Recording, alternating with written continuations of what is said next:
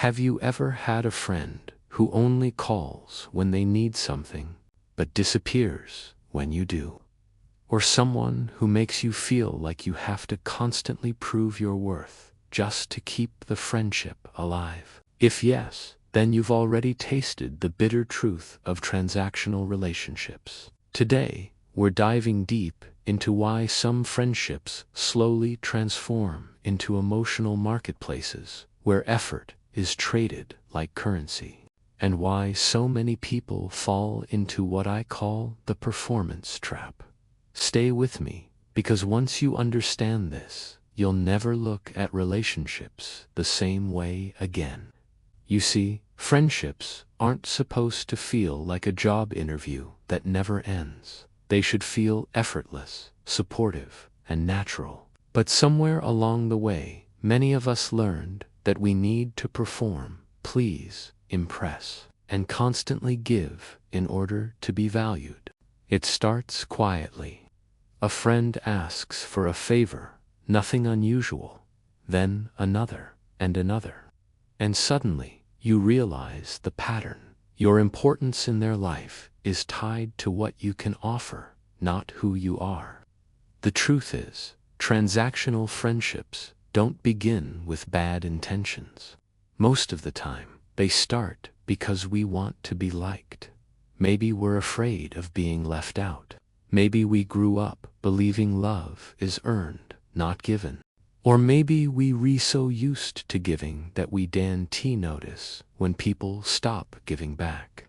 But over time, these small imbalances create emotional exhaustion. You start feeling drained, unappreciated, invisible, like a background character in someone else's life. Some friendships become transactional because one person is emotionally unavailable.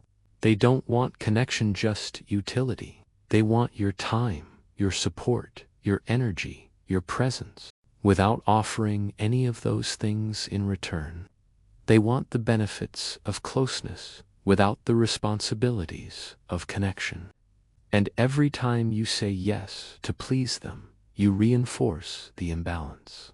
There's another layer to this. Many people fall into the performance trap because they believe they must constantly earn their place. They measure their value through what they provide: advice, favors, emotional labor, money, loyalty, patience. They show up even when they're tired. They listen even when they're hurting. They help even when they need help. And deep down, they think that if they stop performing, the friendship will fall apart. And the painful truth, sometimes it actually does. That's why this trap is so dangerous. It conditions you to overextend yourself, to settle for one-sided dynamics, and to silence your own needs because you're too afraid to disrupt the balance. But what balance? In a transactional friendship, balance never existed. You were the balance holder the entire time, while the other person simply took. Let's talk about the subtle signs, the small cues that tell you a friendship is becoming transactional. Notice the conversations. Do they reach out only when they're bored, lonely, or in need of something? Do they disappear when your life gets difficult? Pay attention to how they react when you set boundaries.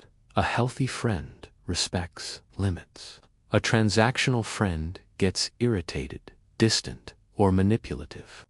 Notice whether they show interest in your life or only talk about theirs, whether they celebrate your wins or only expect you to applaud theirs, whether they check on you or just check on what you can offer. Another sign: you feel anxious before replying to them, not because they're toxic or aggressive, but because you're afraid you won't be enough. The performance trap often shows up as quiet pressure, a voice inside whispering, if you don't give, they'll leave. If you don't help, you'll lose them. If you don't say yes, you'll disappoint them. But friendships built on fear are not friendships. They are emotional contracts, and you signed yours without even knowing. Now, Let's shift the lens inward. Why do you keep giving? Why do you stay in these imbalanced connections? Maybe you've been taught that self-worth comes from usefulness. Maybe you feel guilty saying no. Maybe you're scared of loneliness. Maybe you believe that if you're always kind, people will eventually appreciate you. But here's the truth people rarely talk about. Kindness without boundaries turns you into a resource, not a friend. When someone only values what you do for them, not who you are, you become a tool in their emotional toolbox. And tools get used, not loved. But this doesn't mean you must cut everyone off or assume every friendship is transactional. Not at all. There are people who care deeply, who notice when you're tired, who reach out just to check on you, who don't keep score, who show up without being asked, who give as much as they receive. These friendships feel easy, not because they require no effort, but because the effort is mutual. So how do we rebuild healthier friendships? How do we escape the performance trap? First, you must redefine your self-worth. You are not valuable because of what you offer. You are valuable because of who you are. When you internalize this truth, something magical happens. You stop seeking validation through service. You start saying no without guilt. You stop tolerating one-sided relationships. You stop apologizing for having needs. And suddenly, transactional people lose their power over you. Second, learn to express your boundaries calmly and clearly. A true friend will never punish you for having limits. If someone gets upset when you stop overgiving, it only proves they were attached to your performance, not your presence.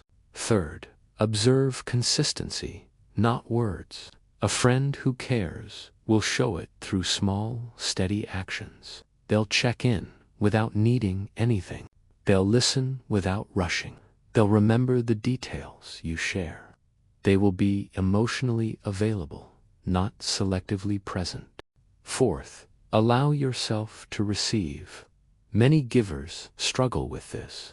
Receiving feels uncomfortable, unfamiliar, or even wrong. But healthy friendships require both giving and receiving.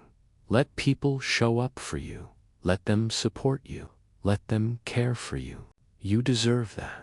Lastly, stop forcing connections. If you always feel responsible for maintaining the friendship, step back and watch.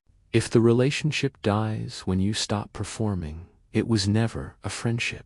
It was an arrangement. And you were the only one fulfilling the terms.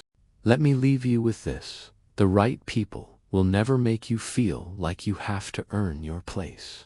In real friendship, your presence matters more than your performance. You don't have to prove anything. You don't need to be perfect. You don't need to be useful. You just need to be authentic. Those who value you will stay. Those who don't will naturally fall away. And that's not a loss. That's clarity. Life becomes lighter when you stop carrying relationships alone. You create space for people who genuinely care. You build connections rooted in love, trust, and mutual respect. And slowly, you learn the most powerful truth of all. You are enough, even when you're not giving. You are enough, even when you're not performing.